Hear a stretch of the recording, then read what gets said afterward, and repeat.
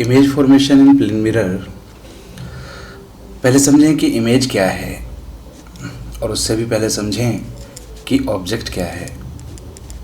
जिसकी इमेज बनती है वो होता है ऑब्जेक्ट। और कैसे हम डिफाइन कर सकते हैं ऑब्जेक्ट को?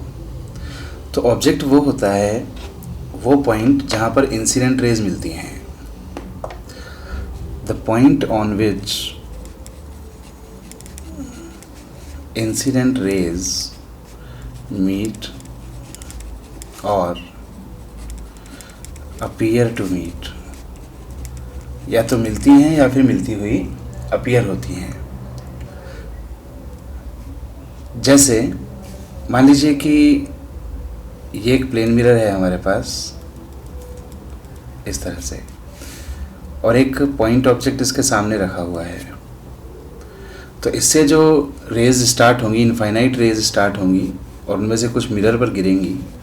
तो अगर उन रेज को मैं यहाँ पर शो करूँ तो जैसे एक लाइट रे इस तरह से इंसिडेंट हो रही है, एक लाइट रे इस तरह से इंसिडेंट हो रही है।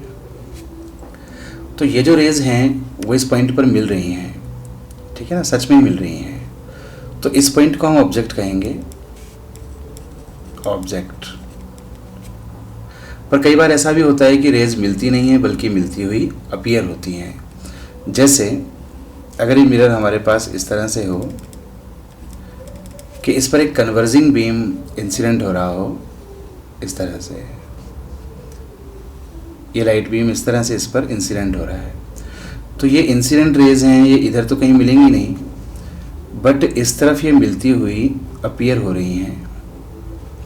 तो इस पॉइंट को जहाँ पर इंसिडेंट रेज मिलती हुई अपीयर हो रही हैं, इसको भी हम ऑब्जेक्ट कहेंगे। पर इस बार ये सच में नहीं मिल रही हैं, मिलती हुई अपीयर हो रही हैं।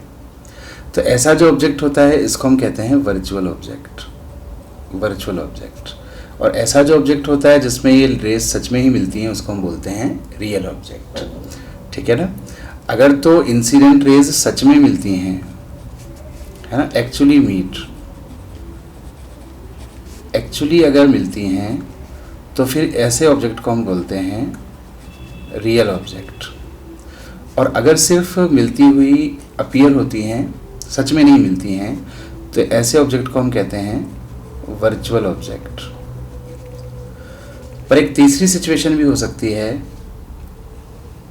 जैसे एक प्लेन मिरर है, इस केस में ये डाइवर्जिंग बीम है तो रियल ऑब्जेक्ट था, ये कन्वर्जिंग बीम है तो वर्चुअल ऑब्जेक्ट है। एक बीम पैरेलल भी तो हो सकता है, इस तरह का पैरेलल बीम। तो ऐसे में हम क्या कहें कि ये रेज कहाँ मिल रही हैं? ये कभी नहीं मिलेंगी, न इस तरफ न इस तरफ मिलती हुई अपीयर होंगी, या यूँ कह सकते हैं कि इनफाइनाइट पर मिलेंगी। तो ऐसे हम कहते हैं कि object is placed at infinite. तो इनफाइनाइट पर ऐसा ऑब्जेक्ट कहलाता है, तो ऑब्जेक्ट एट इनफाइनाइट, ऐसा भी हो सकता है। तो कहने का मतलब तीन तरह के हो गए ऑब्जेक्ट, एक जो इनफाइनाइट पर होता है, एक जो रियल होता है, और एक ऑब्जेक्ट जो वर्चुअल होता है। और इसी तरह से इमेज भी हमारे पास तीन तरह की हो सकती है। क्या होती है इमेज? किसी भी फिनोमिना में जो फाइनल रेज होती हैं वो जहाँ पर मिलती हैं या मिलती हुई अपीयर होती हैं उसको हम इमेज बोलते हैं। जैसे यहाँ पर हमारा फिनोमिना है रिफ्लेक्शन, इस मिरर पर ये इंसिडेंट हो रही है रेज, तो इसके बाद इसका रिफ्लेक्शन होगा। रिफ्लेक्ट होने के बाद ये कहीं ना कहीं मिलेंगी या फिर मिलती हुई अपीयर होंगी। उस पॉइंट को हम इस ऑब्जेक्ट की इमेज कहते हैं। Image is the point on विच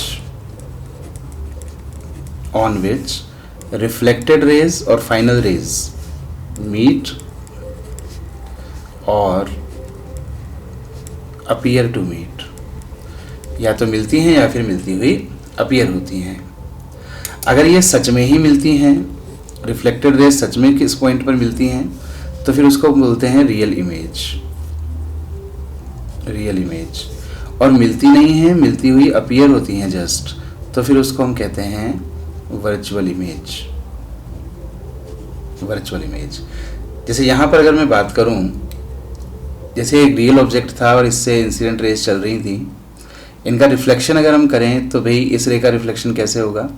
ये हो गया नॉर्मल, तो नॉर्मल से जितने एंगल पर आई उतने एंगल पर चली गई। इसी तरह से यहाँ भी नॉर्मल हो गया, ये जितने पर आई उतने पर चली गई। ये जो रिफ्लेक्टेड रेज हैं ये इस तरफ तो मिलेंगी नहीं, पर अगर इनको हम मिरर के पीछे की तरफ इस तरह से बनाएं तो ये किसी पॉइंट पर मिलती हुई अपीयर होंगी। बस ये पॉइंट ही इमेज होगा, this point will be image. और क्योंकि मिल नहीं रही हैं, मिलती हुई अपीयर हो रही हैं, इसलिए इस इमेज को हम क्या कहेंगे, वर्चुअल इमेज। Virtual image. ये जो दूसरा केस है जिसमें ऑब्जेक्ट वर्चुअल था, इसमें अगर हम रिफ्लेक्टेड रेज फाइंड करें तो ये वाली रे जो है वो रिफ्लेक्ट होकर इस तरफ कहीं आएगी और इसका रिफ्लेक्शन इस तरह से होगा। तो ये फाइनल रेज, रिफ्लेक्टेड रेज सच में मिलेंगी। सच में मिलेंगी तो इस इमेज को हम कहेंगे रियल इमेज। इमेज इसलिए क्योंकि रिफ्लेक्टेड रेज मिल रही हैं और सच में मिल रही हैं, इसलिए रियल इमेज। पर इस सिचुएशन में ध्यान दें, अगर जब पैरेलल बीम इंसिडेंट हो रही है तो इसमें ऑब्जेक्ट इनफाइनाइट पर था, इनका रिफ्लेक्शन किस तरह से होगा, इनका रिफ्लेक्शन ऐसे होगा क्योंकि नॉर्मल इंसिडेंस है इसलिए वापस अपने पाथ पर लौट जाएंगी। ये रेज कहाँ मिलेंगी, कभी नहीं मिलेंगी, या तो इनफाइनाइट पर मिलेंगी या कहेंगे इस तरफ इनफाइनाइट पर मिलती हुई अपीयर होंगी। तो ऐसे में या तो हम यूँ कहें कि ये इमेज रियल भी कही जा सकती है और वर्चुअल भी, और या फिर हम इतना कह दें कि this image will be formed at infinite. तो तीसरी तरह की जो इमेज होगी that will be eight infinite. तो तीन तरह के ऑब्जेक्ट होते हैं, रियल, वर्चुअल एंड इनफाइनाइट पर। तीन तरह की इमेज होती है ना, वर्चुअल इमेज, रियल इमेज और इनफाइनाइट पर इमेज। यहाँ एक बात हम जरूर समझ सकते हैं कि जो प्लेन मिरर होता है वो रियल ऑब्जेक्ट का तो बनाता है वर्चुअल इमेज और वर्चुअल ऑब्जेक्ट का बनाता है रियल इमेज, और इनफाइनाइट पर अगर ऑब्जेक्ट है तो इमेज भी इनफाइनाइट पर होती है। तो इस बात को हम ध्यान रख सकते हैं कि इन प्लेन मिरर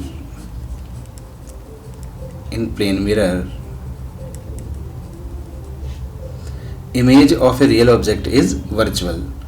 अगर रियल ऑब्जेक्ट है तो फिर वर्चुअल इमेज बनती है, अगर वर्चुअल ऑब्जेक्ट है तो उसकी रियल इमेज बनती है, और अगर इनफाइनाइट पर है ऑब्जेक्ट तो फिर इमेज भी इनफाइनाइट पर बनती है। इस रिजल्ट को हम ध्यान रख सकते हैं। अब हम ये समझते हैं कि प्लेन मिरर में इमेज बनती कैसे है। वैसे तो यहाँ भी हमने समझ लिया है कि रिफ्लेक्टेड रेज जहाँ मिलेंगी या मिलती हुई अपीयर होती है वहाँ पर इमेज बन जाती है। फिर भी एक बार और थोड़ा ढंग से समझें। मान लीजिए कि ये है हमारे पास एक प्लेन मिरर और इससे कुछ डिस्टेंस पर इसके सामने एक ऑब्जेक्ट रखा हुआ है, यहाँ पर ये ऑब्जेक्ट, इसकी इमेज बनानी है हमें। तो भाई इमेज बनाने के लिए इमेज क्या होती है, जहाँ पर रिफ्लेक्टेड रेज मिलती हैं।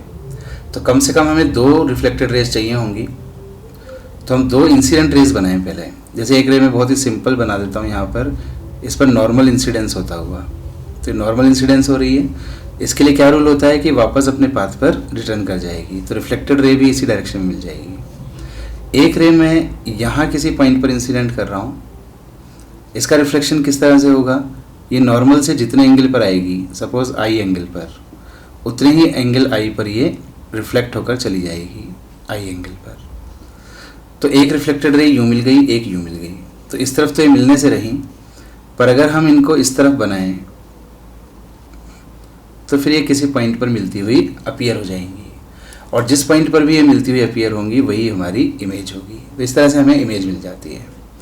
अब यहाँ पर हम बहुत ही सिंपल ज्योमेट्री से समझ सकते हैं। जैसे आप ध्यान दें, अगर मैं इन दोनों ट्राइंगल्स की बात करूँ तो ये जो ट्राइंगल है इसमें ये एंगल आई है, तो ये अल्टरनेट एंगल आई हो जाएगा, और ये ट्रांसवर्स लाइन, ये दोनों पैरेलल लाइंस, तो ये आई है, तो ये वाला एंगल भी आई हो जाएगा। तो इन दोनों ट्राइंगल्स में एक तो ये दो एंगल सेम हो गए, एक ये 90 डिग्री के दो एंगल सेम हो जाएंगे, और एक कॉमन साइड हो गई ये वाली। इसका मतलब ये दोनों ट्राइंगल्स जो हैं वो कॉन्ग्रुएंट हो गए, और अगर कॉन्ग्रुएंट हो गए तो इनकी सारी चीज़ें सेम होंगी। तो फिर ये वाली डिस्टेंस जो है और ये वाली जो डिस्टेंस है ये भी सेम होंगी। इस डिस्टेंस को हम कह सकते हैं distance of object from the mirror, distance of object, और इस डिस्टेंस को हम कह सकते हैं distance of image from the mirror, and these two will be equal. तो ये बात भी हमें ध्यान रखनी है कि मिरर के सामने ऑब्जेक्ट जितना डिस्टेंस पर होता है, इमेज भी उतनी ही डिस्टेंस पर बनती है। ठीक है भाई, distance of object equals to distance of image. दूसरी बात समझ सकते हैं कि ऑब्जेक्ट और इमेज को मिलाने वाली जो लाइन होती है वो इस मिरर के हमेशा परपेंडिकुलर होती है। ये भी बड़ी इंपॉर्टेंट बात है। Line joining object and image is always perpendicular to mirror. ये दो बातें अगर ध्यान में हैं तो हम किसी भी ऑब्जेक्ट की इमेज बिना रे डायग्राम के भी बना सकते हैं। जैसे मान लीजिए कि एक मिरर हो हमारे पास, suppose this is a mirror, plane mirror, और इसके सामने यहाँ पर कहीं पर ऑब्जेक्ट रखा हुआ है।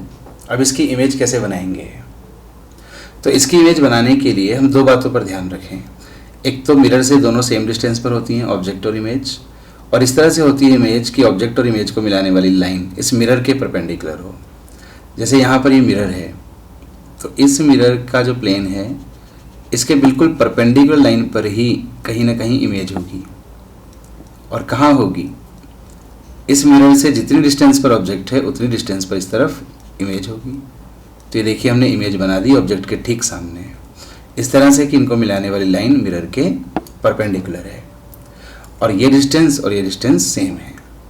फिर आप चाहें तो रे डायग्राम भी बना सकते हैं। जैसे कि एक लाइट रे यहाँ पर गिरा दें और इसका रिफ्लेक्शन कर दें इस तरह से, तो रिफ्लेक्टेड लाइट जो होगी वो हमेशा इस इमेज से ही आती हुई अपीयर होगी, ठीक है ना। और चाहें तो एक लाइट रे बना सकते हैं। यहाँ से मान लीजिए कि इस तरह से मैं एक लाइट रे बना देता हूँ, इसका रिफ्लेक्शन भी इस तरह से होगा कि ये भी आई से आती हुई नज़र आएगी। इस रे को भी हम आई से मिला सकते हैं, इस रे को भी हम आई से मिला सकते हैं। तो सभी रिफ्लेक्टेड रेज इस आई से ही आती हुई अपीयर होंगी।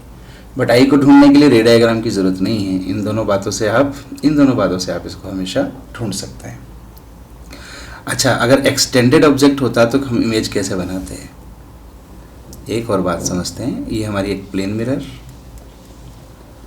और इसके सामने एक ऑब्जेक्ट हमने रखा ए बी। तो भाई जो हमने सीखा है उसकी हेल्प से हम यहाँ पर इमेज बना सकते हैं। जैसे ए की इमेज जो होगी वो ए के ठीक सामने बन जाएगी और जितनी डिस्टेंस पर ए है उतनी डिस्टेंस पर इस तरफ बन जाएगी। इसको मैं नाम दे देता हूँ ए डैश। और बी की इमेज भी बी के ठीक सामने बन जाएगी और उतनी ही डिस्टेंस पर जितनी डिस्टेंस पर बी है। तो इसी के जैसी, इसी के सिमिलर सेम तरह की इमेज इसके जस्ट सामने बन जाएगी। इससे हमें ये भी समझ में आता है कि इस ऑब्जेक्ट की जो साइज़ होगी, जैसे इस हाइट को अगर मैं कहूँ हाइट ऑफ ऑब्जेक्ट, तो फिर इस इमेज की हाइट भी वही होगी जो ऑब्जेक्ट की हाइट है। साइज़ भी दोनों की सेम होगी क्योंकि हर पॉइंट के सामने उसका इमेज बन जाता है। तो इस बात के लिए हम कहेंगे कि image height is same as object height for plane mirror. और अगर हम इनका रेशो फाइंड करें कि इमेज हाइट और ऑब्जेक्ट हाइट का रेशो क्या होगा, then it will be 1। Actually इस रेशो को कहा जाता है मैग्निफिकेशन। मैग्निफिकेशन हमें ये समझाता है कि ऑब्जेक्ट के कंपैरिजन में हाइट ऑफ इमेज जो है वो कितनी टाइम्स है। This is called magnification. तो हम कह सकते हैं कि magnification of plane mirror is always 1 क्योंकि सेम साइज़ की बनाता है। अगर इस साइज़ को बढ़ाता तो हम कहते हैं मैग्निफिकेशन 1 से ज़्यादा है, घटाता तो कम होता, बट ये सेम साइज़ की बनाता है इसलिए magnification is 1 for plane mirror. Plane mirror के लिए मैग्निफिकेशन हमेशा 1 होगा।